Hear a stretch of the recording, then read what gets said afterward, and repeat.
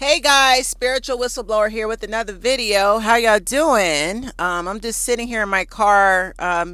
It stays parked all week, and I just, like to warm it up. It's cold now. The weather's changed, and New York is cold. It's hoodie and Tim season time. So your car just sits and it's parked. It's good to run the engine. That's what my mechanics tell me for your what is it called? The emissions. So that's what I'm doing. I'm just sitting in my car. Um, I want to talk about this young Dolph situation and give you guys the best piece of advice when you're dealing with narcissistic family members, narcissistic friends from high school, middle school, college.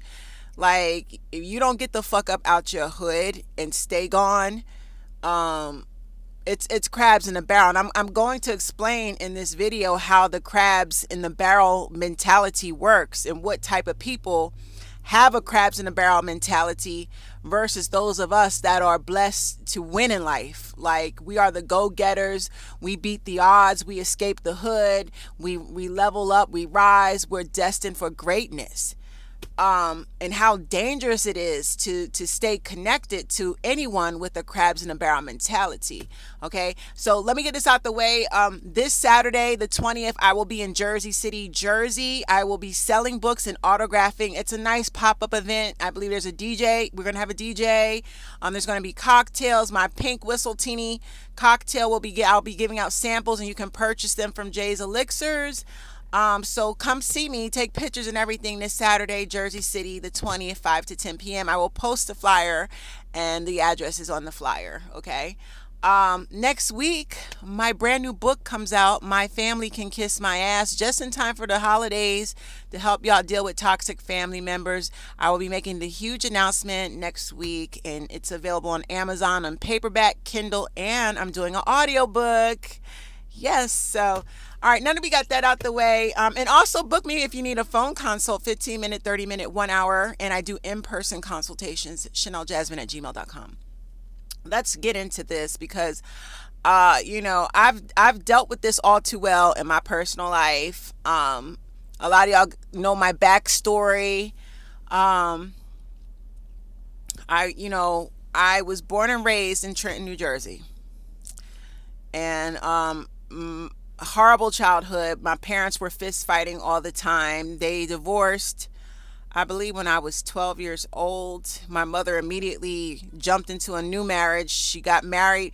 The rumor has it that she divorced my father once he signed the papers, or as soon as he signed the papers, the very next day, or I think it might be even the same day, she ran off and married her second husband. That's how treacherous my mother is. But that's what narcs do. Narcissists, they hop, they overlap relationships. When they end one relationship, they're already in the next one. So she was notorious for divorcing my daddy and marrying her pedophile husband on the same day or the next day after. Um, her second husband, the pedophile, was a big drug dealer in Trenton, New Jersey. He hid his drug sales behind, he had a clothing store, and he purchased my mother a beauty salon. So that's how they were able to funnel their money, the drug money, hide it behind the businesses. But eventually he would get caught up, and the feds raided our home and everything. We ended up moving down south. He had to go to prison because he did get caught. And that's how I ended up going to high school in Columbia, South Carolina. I only spent 3 years, 10th, 11th, and 12th grade. I absolutely hated it. Worst experience of my life all 3 years. I had one best friend. I had my friends, but I had one best friend that I stayed close to. She's deceased now. She passed away last year. Um, that whole high school experience was very traumatic. I got bullied. They laughed at I was the fat girl. All the popular kids back then, they ain't doing shit now. They corny, they fat and out of shape. You got to be careful how you treat people, because the way that you treat people from your past, you better be careful that somebody don't bully your kids and your grandkids for your motherfucking karma. You know what I mean? But I was the fat girl. I was the slow girl. I was just, nobody paid me no mind. And I turned out to be very successful. Once I left high school, I left, 1994. I got accepted to Grambling State University in Louisiana. I left Columbia, South Carolina, and never went back. I went on to college in Louisiana. I did 3 years. I transferred to New York City. No, I transferred to Albany, New York. Then I transferred to New York City. I got my bachelor's degree in New York City, and then I went on to pursue my master's degree and completed that in New York City. Um, had an amazing run with the hip hop music industry. Hip hop journalist for Double XL magazine. K Slay, I wrote for him for 3 years. I worked at Hot 97, the biggest radio station here in New York. Um, Sirius XM. I worked as an intern at Sirius XM. Right next door was Martha Stewart's radio station, and then next door was Eminem's Shade 45. So every night, 5 days a week out the week, I know how to run the switchboard, the operator board, and I would meet all the celebrity guests we had on the show, and I was allowed to talk on air with the host of the show. Great fucking experience working at Sirius XM. Y'all don't want to play with my resume. Then I went on to intern for DJ Envy of the Breakfast Club. So I had some amazing blessings and opportunities here in New York on top of a modeling career. Very busy, very fruitful. So I say all this to say, if I hadn't had disconnected from the people in my past, I cut my family off. I didn't fuck. When I left Columbia, South Carolina, I stayed gone. I didn't stay in touch with anybody. It was just focus on your school and focus on your career. Of course, I got pregnant with my daughter. But I was so like bent on getting to the success. Couldn't nobody distract me. Nobody stop me. I was just getting one opportunity after the next here in New York. Great career with Double XL magazine. I wrote for them 2 years. Then I started my own print magazine for 4 years. I put up $25,000 of my own money and ran my own magazine. So I'm blessed. So fast forward, here we are in 2019. I get a phone call from my ex. I went to high school with him in Columbia, South Carolina. I was in shock. He gets out of prison, looks me up, has his sister reach out to me through Facebook. My brother wants to, he's trying to get in touch with you. So I gave her my number. Me and him start talking, and it's that woo woo woo, that jail talk. And this man convinced me that me and him, he always was in love with me.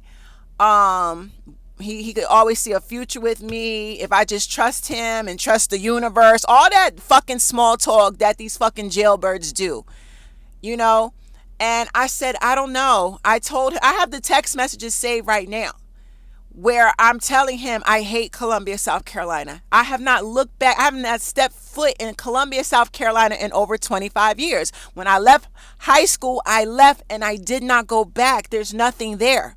He convinced me, babe, if you just come down here and move in with me, we're going to have our own place, and within a month or two, everything's going to be all right. Just trust me. We're going to be all right. My heart found you. Oh, I got all the text messages saved. Just a bunch of rah, rah, rah. And I trusted him. Normally, I don't deal with jailbirds. I don't do ex-convicts, but my memories of him from high school, he wasn't mean to me in high school. He was very sweet. And, even though he was a gigolo, a player, he had a reputation for being an athlete and having lots of girlfriends. I don't know that side of him. Never knew that side of him. Rumors of him being violent. I don't know that side of him. Like I said, he got locked up, I guess, his freshman or sophomore year in college.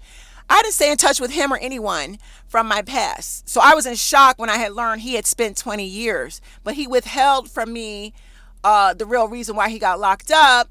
And I'm thinking it's just drugs. Wasn't until I got involved with him later on in the relationship and, I'm in love with him and living with him that I learned that he kidnapped his girlfriend in college at gunpoint. He kidnapped her and her roommate, took her car, put them both in the car to transport drugs to another fucking state. This was all over the news. And he also beat up 2 police officers. I didn't know that. So, then I witnessed him beat up he didn't beat up, he slapped his neighbor. I witnessed him threaten his mother in my presence to hit her. I witnessed him call his mother a bitch in my presence. And then eventually, the inevitable, he ended up turning on me. Then, I wasn't allowed to dress pretty. I wasn't allowed to wear my clothes. He didn't want me wearing things. He didn't want me, wearing makeup. I couldn't see how I do my videos now? I could not do that because he was like a big child. He just needed my attention around the clock. What you doing? You cheat. Always accusing me of cheating. Never cheated on the man. I really had no life. This man was literally sucking the life out of me. And he just, one minute, oh, I'm not happy. The next minute, oh, don't leave. I was cool. I'm like, if you're not happy, I'll leave. And he couldn't stand that.